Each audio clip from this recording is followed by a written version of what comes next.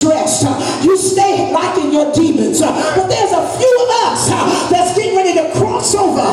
Just tell somebody and say, I'm really getting ready to cross over. I may live on, oh, y'all ain't helping me. I may live on Green Avenue. I may live on Lexington Avenue. But my house gonna look like Park Avenue.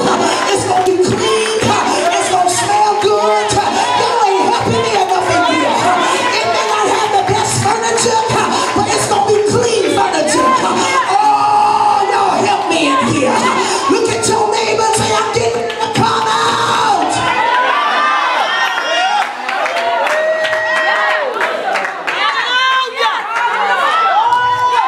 So God transitions us. Samuel is a book that transitions us, moves us. Tag somebody and say, I'm in a movement mode. So there's a movement going on and I'm a part of it. You know, when we were in the 60s and early 70s, there was a Black Panther movement. All of us tried to have an afro. I even had an afro wig. Look at somebody and say, movements come to shift some stuff around. Tag somebody and say, that's what you need to do right now. You need to get up and just take a walk around and say, when I move from this seat, I'm moving to a whole nother place. That's why my praise is getting ready to get better. My attitude is getting ready to get better. My prayer life is getting ready to get better. My disposition is getting ready to get better. Everything on the inside of me is getting ready to get better. Oh, look at somebody and say, I'm better right now. The fact that you're sitting next to me and there's no envy in my heart. There's no backbiting in me. I love you because I love God. Tell somebody and say, I'm better right now because I see you in the future and you look so much better.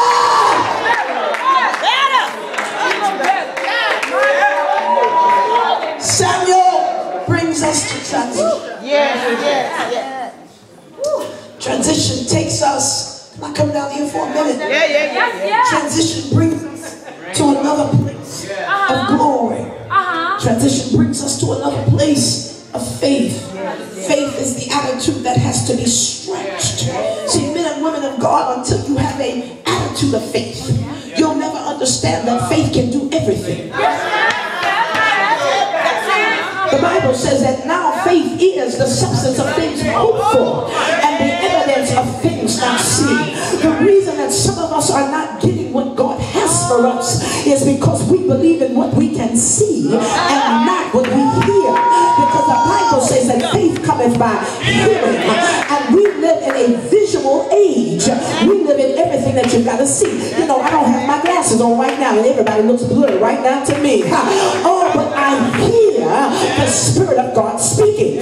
Look at your neighbor and say, faith cometh by hearing. Oh, look at somebody else and say, faith cometh by hearing. That means I've got to read the word out loud on a daily basis. I've got to speak the word into existence. I've got to say what God is saying. If God says I'm the head and not the tail, I don't care what it looks like. I'm the head and not the tail. If the Lord is my shepherd and I shall not want, then there's no reason for me to complain about what I don't have, because the pastures are already green and my God shall supply all of my needs according to his riches and glory. Tell somebody and say, why would I complain when I can believe in God? He that cometh to God must first believe that he is, and that he is a rewarder of them that diligently seek him. Call me crazy, call me a fanatic, but I'm going to seek him early in the morning. I'm going to seek him in the noonday, because the more I seek him, gives me a reward. And so here we are transitioning.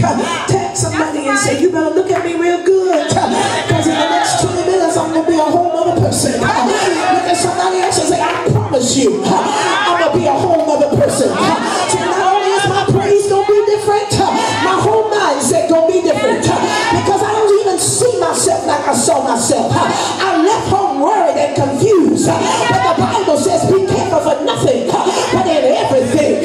Tag somebody and say, God took care of everything before Genesis. He knew the day, he knew the time, he knew the hour, the second. He knew that I would be here on September the 18th, 2011.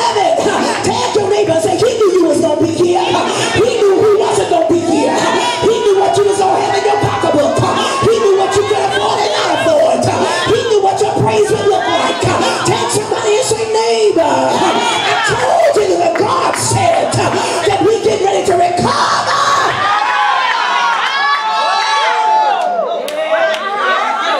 Whenever there is recovery, there must always be a distraction.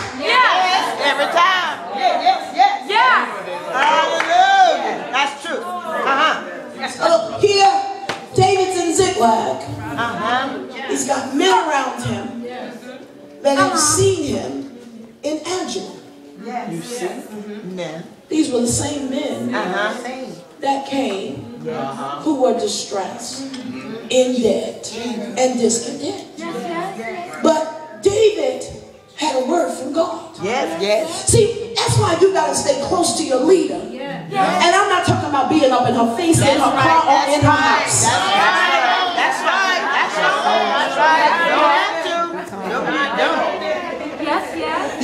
You gotta be at the place called here. Yes. When she says get here. There you go. Because she has the words of life to get you out of discontent, distress, and discomfort. Because at the moment that you are in debt, you are already distressed. You are already discomforted. You are already nasty. And you created unnecessary bills on yourself that God didn't intend for you to have just because you wouldn't listen. Tell somebody and say, listen. Oh, yes. Oh, look at somebody and say, you learn obedience through the things that you suffer. And some of us are suffering stuff that we didn't have to go through because we refuse to listen. We don't want to listen at 12. We don't want to listen at 16. Surely you don't want to listen at 25, 35, and 65. But tag your neighbor and say, for success, you got to follow the leader. For the best results, follow the leader. I met a man the other day up in Brooklyn, 93 years old. He was sitting there. He was having lunch. And he said, can I leave a nugget with you, Octavia? He says, as long as you do what's right, everything in life will be good. The moment you choose to do wrong is the moment that things go bad for you. I was like, wow, that wasn't that deep. But it was true. Because we are more comfortable operating out of our flesh than operating out of the